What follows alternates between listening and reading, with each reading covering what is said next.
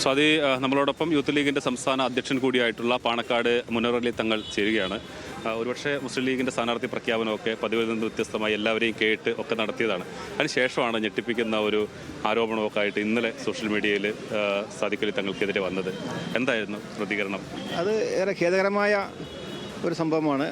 അങ്ങനെയുള്ളൊരു വ്യക്തിപരമായ തേജോവധം അത് ഞങ്ങളുടെ കുടുംബത്തിന് വരിക എന്നുള്ളത് ഞങ്ങളെ സംബന്ധിച്ച് പ്രയാസമുണ്ട്. പക്ഷേ ഇത് തീർത്തും ഒരു ഗൂഢാലോചനയുടെ ഭാഗമാണ്.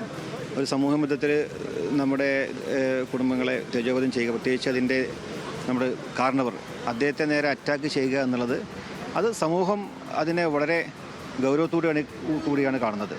അതൊരിക്കലും അത് സത്യമല്ല എന്നുള്ളത് ജനങ്ങൾ മനസ്സിലാക്കിയിട്ടുണ്ട്.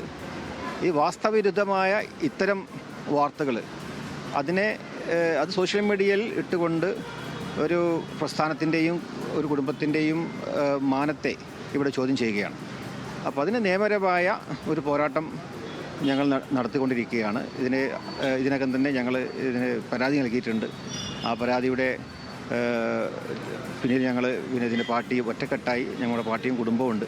അപ്പോൾ ഇത് ഇങ്ങനെയുള്ള രീതിയിലുള്ള തേജോവധം അത് ആർക്ക് നേരെയാണെങ്കിലും ഇപ്പം പല നേതാക്കളുടെ പേരിലൊക്കെ ഇതൊരിക്കലും വാസ്തവവിരുദ്ധമായ കാര്യങ്ങൾ ചെയ്യുമ്പോൾ അതിനെ ഒറ്റക്കെട്ടായി നേരിടുക എന്നുള്ളതാണ് ഞങ്ങളൊക്കെ ഒരു ധാർമ്മികമായ ഉത്തരവാദിത്വം. അത് ഞങ്ങൾ കുടുംബം ഒറ്റക്കെട്ടായിക്കൊണ്ട് ഇതിനെതിരെ നേരിടും.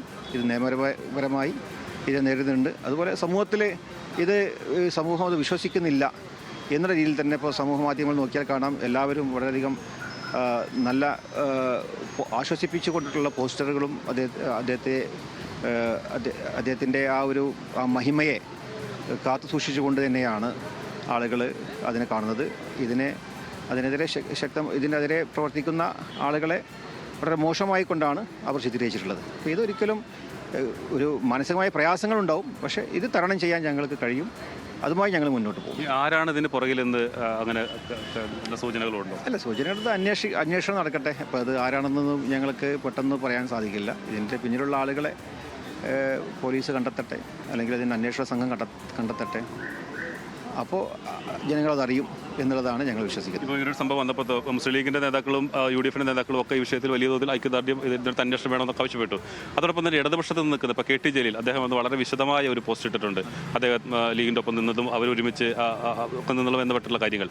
അപ്പം എങ്ങനെയാണ് അതിനെ കാണുന്നത്? അല്ല, അദ്ദേഹത്തിൻ്റെ പോസ്റ്റ് കണ്ടു. അദ്ദേഹം ആ രീതിയിൽ മാന്യത കാണിച്ചിട്ടുണ്ട്. അപ്പോൾ അങ്ങനെ ഒരു രാഷ്ട്രീയ പാർട്ടിയുടെ ഒരു രാഷ്ട്രീയ താല്പര്യമാണെന്ന് പറയാൻ സാധിക്കില്ല. ഇത് ഇലക്ഷനാണ്. ഇലക്ഷൻ വരുമ്പോൾ പലവിധമുള്ള ഒരു ഇലക്ഷൻ സമയത്ത് ഉണ്ടാകുന്ന രാഷ്ട്രീയ പ്രേരിതമായ ഒന്നിൽപ്പെട്ടതാവാം എന്നുള്ളതാണ് ഞങ്ങളത് കരുതുന്നത്. അത് തെരഞ്ഞെടുപ്പ് സമയമാണെങ്കിൽ പോലും എതിർപക്ഷത്തുള്ള ആരും അതൊരു ആയുധമാക്കാനൊന്നും നിന്നിട്ടില്ല. ഇല്ലില്ല, അതവർ മാന്യത കാണിച്ചിട്ടുണ്ട്.